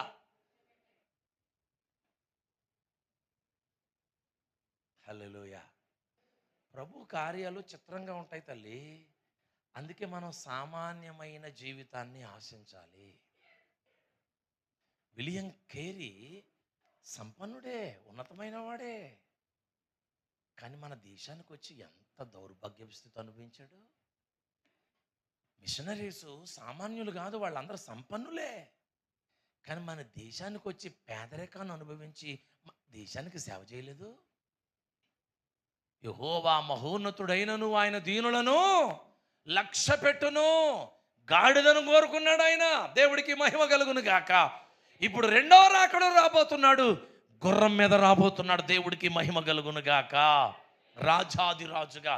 మొదట కూడా ఆయన రాజే, కానీ ఎన్నుకున్న మార్గం చాలా సాత్వికమైంది. ఏది సాత్వికం అంటే దేనికైనా మనం సమర్థులమే, కానీ సామాన్యంగా జీవించటమే సాత్వికం అంటే. అప్పు చేసి 2 లక్షలు ఫంక్షన్ చేయటం సాత్వికం కాదు. 2 లక్షల రూపాయలు ఫంక్షన్ చేయగలిగిన కెపాసిటీ నీకు ఉన్నప్పటికీ 10,000 రూపాయలతో సర్దుకోవటమే సాత్వికం అంటే. దేవుడికి మహిమ కలుగును గాక. 2 చేతులు ఎత్తి స్తోత్రం చెప్పండి గట్టిగా. ప్రభు యొక్క రాకడకు సూచనలు ఏంటో తెలుసా? నేనే క్రీస్తునని, నా అంతటోడు లేడని పలువురిని మోసపరుస్తారు. చాలామంది ఫ్యాన్స్లా తయారయ్యారంటే ఇదంతా దేనికి సూచన తెలుసా? ప్రభు యొక్క రాకడకు సూచన. దేవుడికి మహిమ కలుగును గాక. 6వ వచనం చదవండి ఒకసారి మీరు. మరియు మీరు యుద్ధములను గూర్చి యుద్ధ సమాచారములను గూర్చి వినబోదురు. మీరు కలవరపడకుండా చూచుకొనుడి. ఇవి జరగవలసి ఉన్నవి గాని అంతము వెంటనే రాదు. యుద్ధాలను గురించి, యుద్ధ సమాచారాల గురించి వినబోవుదురు అన్నాడు ప్రభువారు. ఇప్పుడు వింటున్నామా, కళ్ళారా చూస్తున్నామా? అమ్మా, అసలు సూచన ఏం చెప్పాడు ప్రభువారు? వినబోతున్నారు అని చెప్పాడు. కానీ ఇప్పుడు మనం ఏం చేస్తున్నాం? కళ్ళారా చూస్తున్నాం. అరే, దేవుని యొక్క రాకడకు సూచనలేంటో చెప్తున్నాడండి. యుద్ధాల గురించి వింటారు, యుద్ధ సమాచారాల గురించి వింటారు. కరువులు, భూకంపాలు. ఏంటట? కరువులు. కరువులు స్టార్ట్ అయ్యా లేదా? భూకంపం అంటే మనం ఏమనుకుంటామంటే భూమి 2 పదల కింద విడిపోవడం ఒకటే అనుకుంటాం. అది ఒక్కటే కాదు భూకంపం అంటే. కొన్ని వార్తలు మనం విన్నప్పుడు మనం అంటాం, అయ్య బాబోయ్, కాళ్ళ క్రింద భూమి బద్దలాసిపోయినట్టు అయిపోయిందని నాకు ఆ మాట వినగానే, భూకంపం వచ్చినట్టు అయిపోయిందని నాకు ఆ మాట వినగానే. అంటే భూకంపం అంటే ఏంటో తెలుసా? కేవలం భూమి విడిపోవటమే కాదు, అలాంటి భయంకరమైన వార్తలు వినడం కూడా భూకంపమే. కరువులు, యుద్ధాలు, భూకంపాలు. యుద్ధాలంటే కేవలం దేశాలకు మధ్యలో జరుగుతున్నటువంటి యుద్ధాలే కాదు, అంతర్యుద్ధాలు కొన్ని ఉన్నాయి. భార్యాభర్తల మధ్యలో అంతర్యుద్ధాలు జరుగుతాయి. సహోదరుల మధ్యలో అంతర్యుద్ధాలు జరుగుతాయి. కుటుంబానికి మధ్యలో అంతర్యుద్ధాలు జరుగుతాయి. బంధువులకి మధ్యలో అంతర్యుద్ధాలు జరుగుతాయి. ఇప్పుడు ఎన్ని జరుగుతున్నాయి అంతర్యుద్ధాలు? పైకి మాత్రం చాలా పీస్ఫుల్గా కనబడతాం, కానీ అంతర్యుద్ధాలు జరుగుతున్నాయి. ఆన్లైన్లో యుద్ధాలు జరుగుతున్నాయి.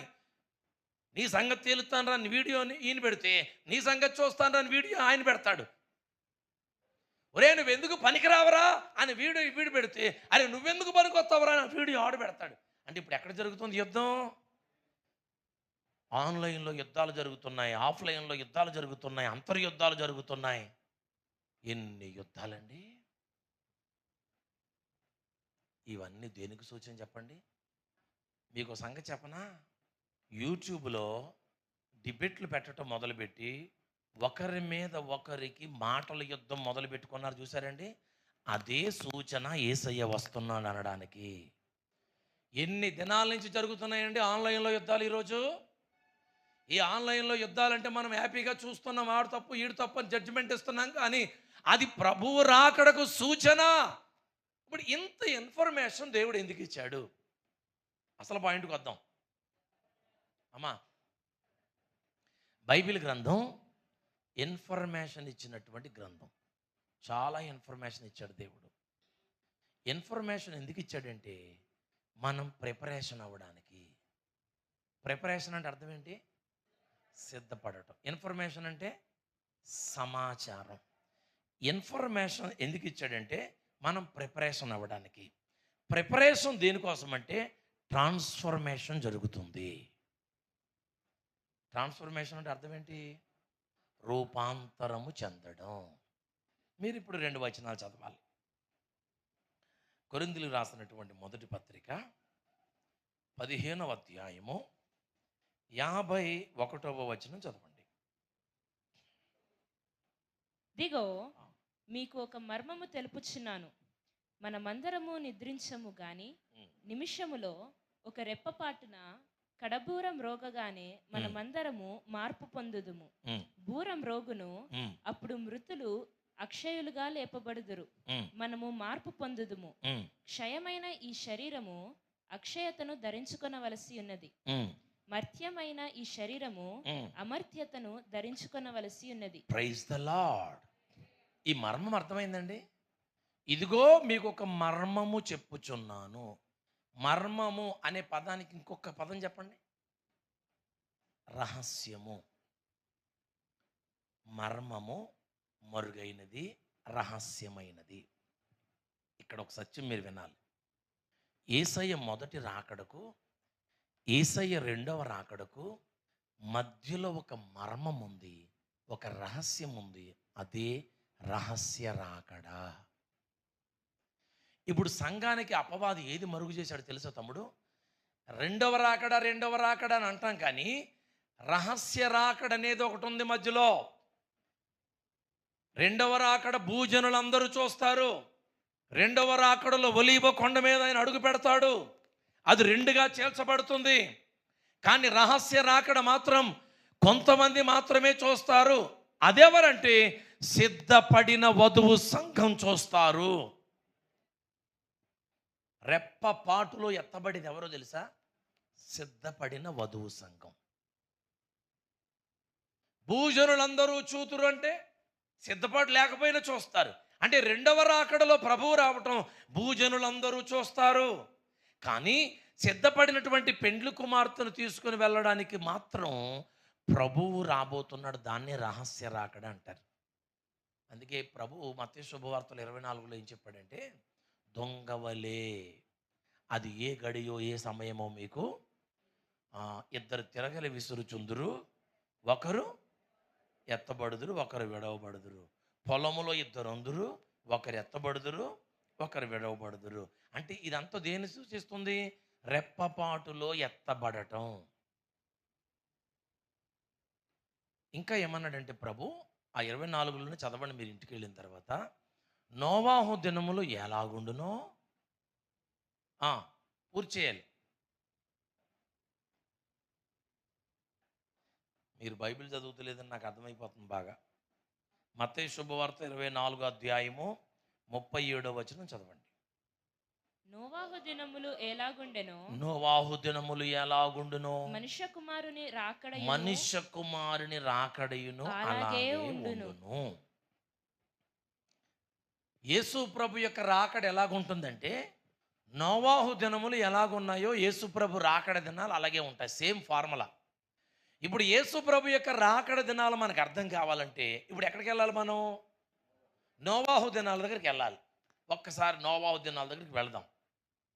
మామూలు మన మైండ్ సెట్ తీసుకెళ్దాం. అటు నోవాహు దినాల్లో తినుచు, త్రాగుచు, పెండ్లికి ఇచ్చుకొనుచు, పెండ్లి చేసుకొనుచు. ఇప్పుడు కూడా జరిగేది ఏంటి? తినడం, త్రాగడం. పూర్వం తిండంటే 1 గంట 2 గంటల కష్టపడి వంట చేస్తేనే కానీ తయారయ్యేది కాదు. ఇప్పుడు మెదలకుండా పోనెట్టుకుని ఒక్కసారి బట్టన్ నొక్కామంటే అంత ముంత మన ఇంటికి వచ్చేద్దండి. ప్యాకెట్ బిర్యానీ, ముంత బిర్యానీ, బకెట్ బిర్యానీ. బకెట్ దగ్గరికి వచ్చి ఆగిందన్న. ఇప్పుడు నెక్స్ట్ వచ్చేది ఏంటంటే డ్రమ్ము బిర్యానీ. మీరు గుర్తుపెట్టుకొని ఎక్కడైనా రాసుకోండి. నెక్స్ట్ వచ్చేది ఏంటంటే మార్కెట్లో డ్రమ్ము బిర్యానీ. బకెట్ అయిపోయింది, కొండ అయిపోయింది, ముంత అయిపోయింది, ప్యాకెట్ అయిపోయింది. ఇప్పుడు రావాల్సింది ఏంటి? డ్రమ్ము. తినుచు, త్రాగుచు, పెండ్లికి ఇచ్చుకొనుచు. ఇప్పుడు పెండ్లి అంత సీరియస్గా ఇంటి దగ్గర చేయాలని సిస్టమ్ ఏం లేదు. ఇప్పుడు వరల్డ్ ఎక్కడైనా సరే చేసుకోవచ్చు. ఆన్లైన్లో కూడా అయిపోతున్నాయి మ్యారేజ్లు. అంటే ఏ దినాలు ఇవి? నోవాహు దినాలు ఎలాగుండనో మనుష్య కుమారుడి దినాలు సేమ్ సిచ్యువేషన్ అంతా అలాగే ఉంది. తమ్ముళ్ళు కొంచెం జాగ్రత్తగానే వినండి మాట. సేమ్ అలాగే ఉంది. నెక్స్ట్ నోవాహు చెప్తూనే ఉన్నాడు. ఇప్పుడు నోవాహు ఫ్యామిలీ ఓడ కట్టింది. ప్రళయము రాక తప్పదు. మరి నోవాహు కుటుంబం రక్షణ పొందాలంటే ఏం కట్టుకోవాలి? దేవుడు చెప్పినట్లుగా ఓడ కట్టాలి, అందులోకి వెళ్ళాలి. ప్రభా మరి ప్రళయం ఆపేనైనా మా ఫ్యామిలీని నువ్వు ప్రేమిస్తున్నావు కదా అంటే కుదరదు. అక్కడ ప్రళయంలాగే జరిగిపోద్ది, ఫ్యామిలీ మాత్రం సేవ్ అయిపోద్ది.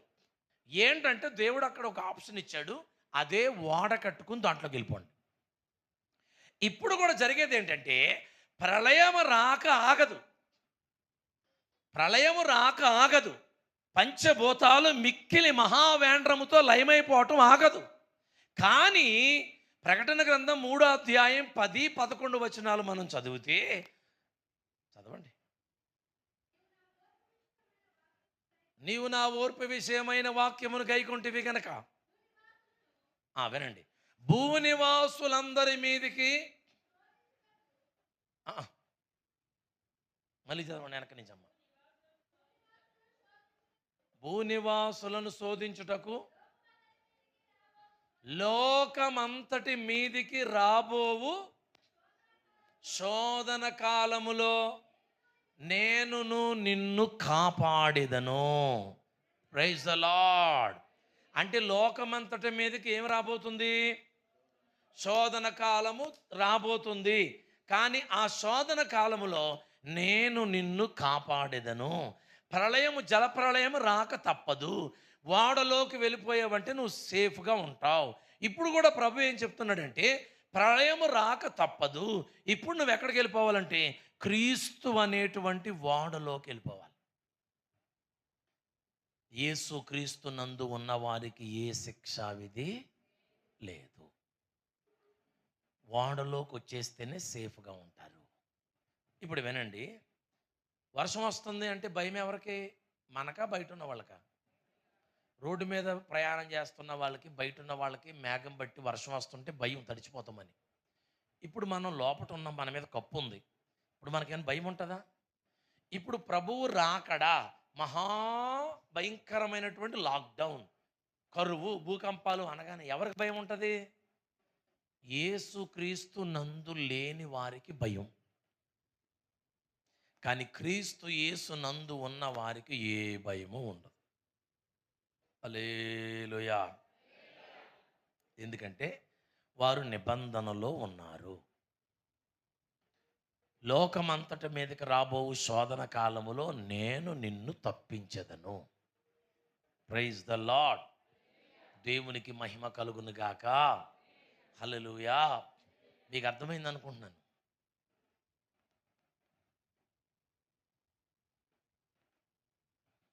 నోవాహు దినములు ఎలాగుండునో మనుష్య కుమారుని దినములు అంటే నోవాహు దినాల్లో ప్రళయం వచ్చేసింది, వాడలోకి కుటుంబం వెళ్ళిపోయింది. ఇప్పుడు వాడ ఏమైందండి?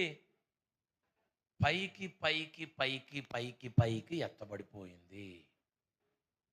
అరారాతు పర్వతం మీద నిలబడిపోయింది.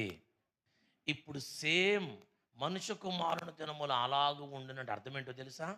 వాడ అనే క్రీస్తు సంఘము పైకి పైకి పైకి ఎత్తబడుతుంది.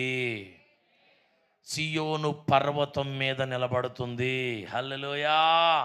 అది మనుష్య కుమారుని దినములు, నోవాహు దినములు సేమ్ అలాగే ఉంటాయంటే అదే రీతికి ఇప్పుడు జరగబోతుంది. అప్పుడు వాడ ఎత్తబడింది, ఇప్పుడు సంఘం ఎత్తబడుతుంది. ఇప్పుడు వాడ ఎత్తబడింది అంటే దాని అర్థం ఏంటో తెలుసండి? దేవుడు చెప్పిన లెక్కల ప్రకారంగా వాడ కట్టబడింది, అందుకు వాడ ఎత్తబడింది. లేకపోతే అన్నిటితో పాటు స్మాష్. ఇప్పుడు ఏ సంఘం ఎత్తబడుతుందో తెలుసండి? ఈ బైబిల్ గ్రంథం చెప్పినటువంటి లెక్కల ప్రకారంగా ఏ సంఘం అయితే కట్టబడిందో, బైబిల్ గ్రంథములో ఉన్న లెక్కల ప్రకారంగా, కొలతల ప్రకారంగా ఏ విశ్వాసి జీవితము, ఏ భక్తుని జీవితము కట్టబడిందో వారు మాత్రమే ఎత్తబడతారు. సేమ్ నోవాహు దినాలు ఎలాగున్నాయో మనుష్య కుమారుడి దినాలు అలాగే ఉంటాయి.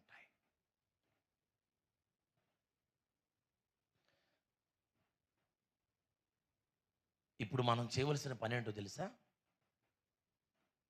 దెస్సలోనికి రాసినటువంటి మొదటి పత్రిక 4వ అధ్యాయము 13వ వచనం నుంచి ఒక్కసారి చదవండి మీరు.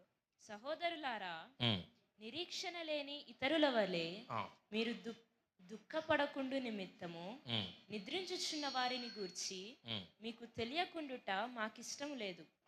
యేసు మృతి పొంది తిరిగి లేచెనని మనము నమ్మిన ఎడల అదే ప్రకారము యేసునందు నిద్రించిన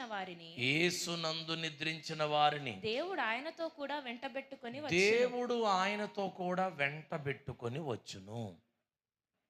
తర్వాత మేము ప్రభు మాటను బట్టి మీకు చెప్పేది ఏంటంటే, ప్రభు రాకడ వరకు సజీవులమై నిలిచియుండు మనము. అమ్మాయి, ఈ మాట మీద మీరు మనసు పెట్టాలి. ఏకాగ్రత ఉండే సమయం ఇది కాదు, కానీ ఏకాగ్రత పెట్టాలి. ప్రభు మాటను బట్టి నేను మీకు చెప్పేది ఏంటంటే, ప్రభు రాకడ వరకు సజీవులమై నిలిచియుండు మనము నిద్రించిన వారి కంటే ముందుగా ఆయన సన్నిధి చేరము.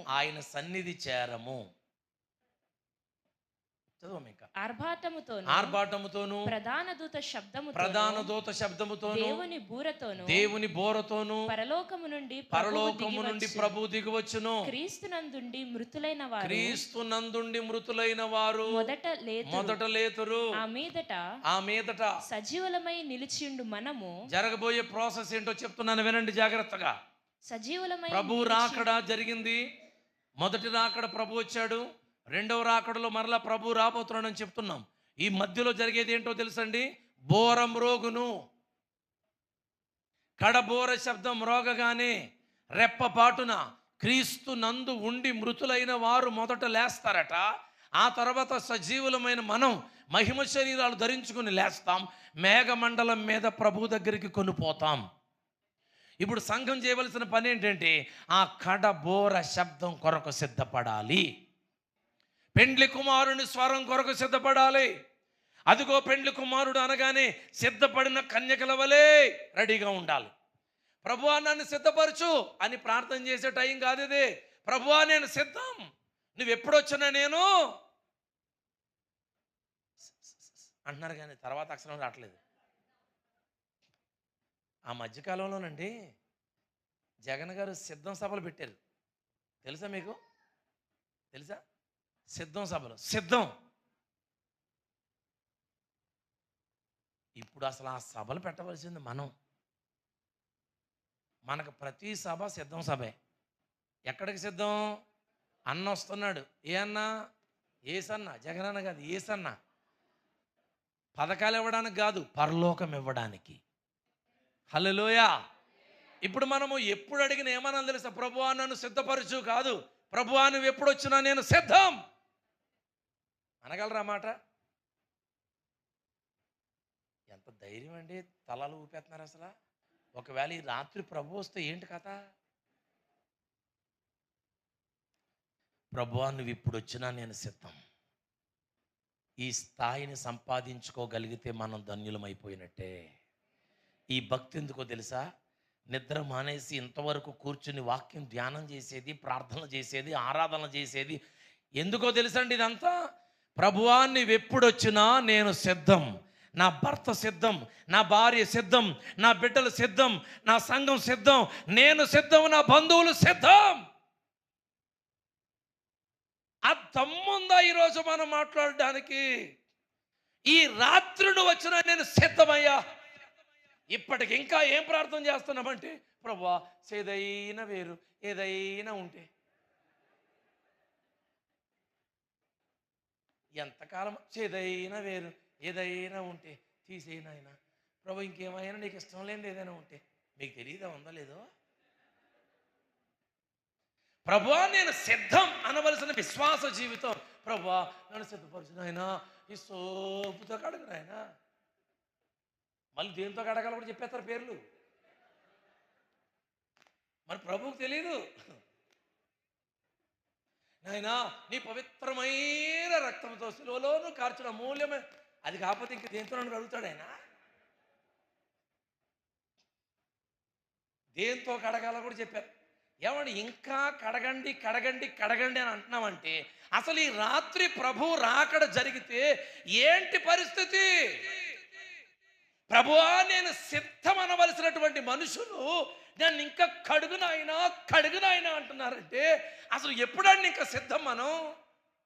ఒకవైపు యుద్ధాలు, భూకంపాలు, ఆయన చెప్పిన రాకడకు సూచనలు కళ్ళ కట్టినట్టుగా కనబడతా ఉంటే యేసయ్యా నేను సిద్ధం. ఎప్పుడు నీ రాక యేసయ్యా,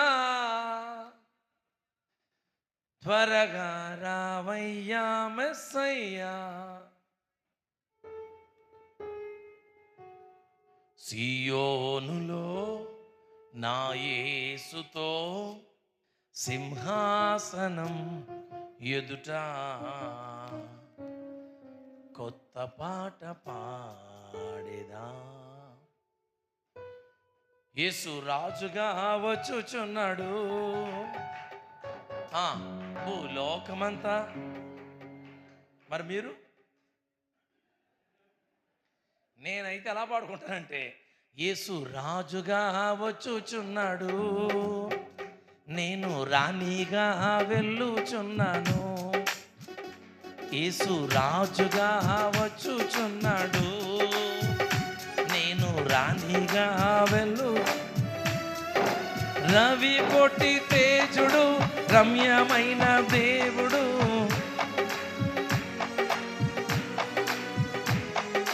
నా రాజుగా వచ్చుచున్నాడు, నా రాజుగా.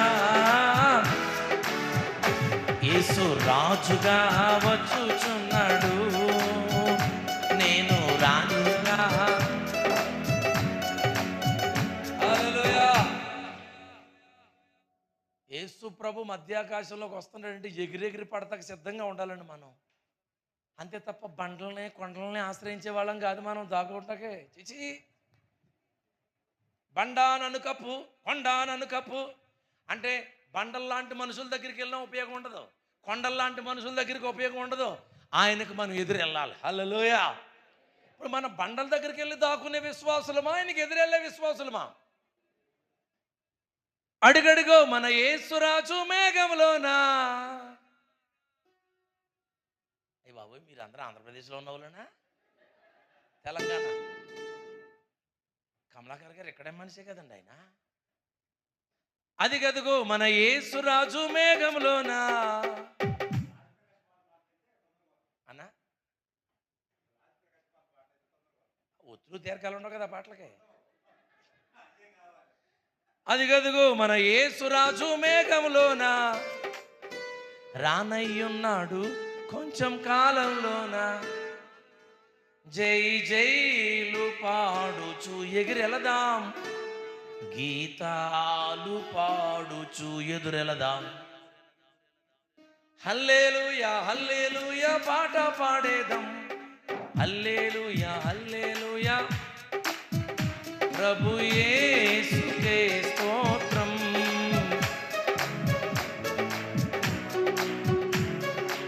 హల్లెలూయా హల్లెలూయా.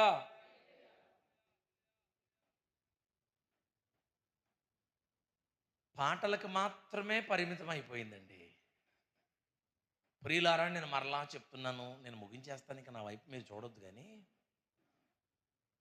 ప్రభువు మాత్రం వస్తున్నాడు. యేసు మెస్సీ జల్దీ ఆనే వాలా హై. కరెక్టేనా? నార్త్ ఇండియా కోసం ఈ ఒక్క మాట పట్టి నేర్చుకున్నానన్నా. ఎందుకంటే ఈ ఒక్క మాట చాలు సమాజానికి చెప్పవలసింది ఏంటంటే యేసు త్వరగా వస్తున్నాడు. ఈ ఒక్క వచనమే మధ్యప్రదేశ్ అంతా వాయించేసానంతే. దేవుడికి మహిమ కలుగును కాక. హల్లెలూయా. నిజమండి, యేసు ప్రభు చాలా త్వరగా వచ్చేస్తున్నాడు. ఆయన నాకు ఇచ్చిన ప్రత్యక్షత అంత గొప్పది. 17 సంవత్సరాలు మా చిన్నబ్బాయికి, వాడు ప్రభువు దగ్గరికి వెళ్ళిపోయాడు. ఈ వచనమే నన్ను బ్రతికించింది, ఈ వచనమే జీవం పోసింది. క్రీస్తు యేసు నందు ఉండి మృతులైన వారు మొదట లేతురు. యేసు మధ్యాకాశంలోనికి వచ్చినప్పుడు క్రీస్తు నందుండి మృతులైన వారు ఫస్ట్ లేస్తారు. అంటే నా బిడ్డ మరలా లేస్తాడు, నేను మళ్ళీ వాడిని కలుసుకుంటాను. Praise the lord. ఈ నిరీక్షణ నన్ను సిగ్గుపరచదు, ఈ నిరీక్షణ నన్ను. హల్లెలూయా. యేసు త్వరగా రాబోతున్నాడు. బైబిల్ తేటగా చెప్తుంది, బోర మ్రోగును, మృతులు అక్షయులుగా లేపబడుదురు. బోర మోగుతుంది, బిడ్డలను మరలా కలుసుకోబోతున్నాం. దేవుడికి మహిమ కలుగును గాక. హల్లెలూయా. ఈ నిరీక్షణే జీవం పోసిందండి. లేకపోతే మెంటల్ హాస్పిటల్లో కూర్చొని పిచ్చి హాస్పిటల్లో గోడలు గీక్కుంటూ ఉండవలసినటువంటి జీవితం మాది. 17 సంవత్సరాలండి వాడికి.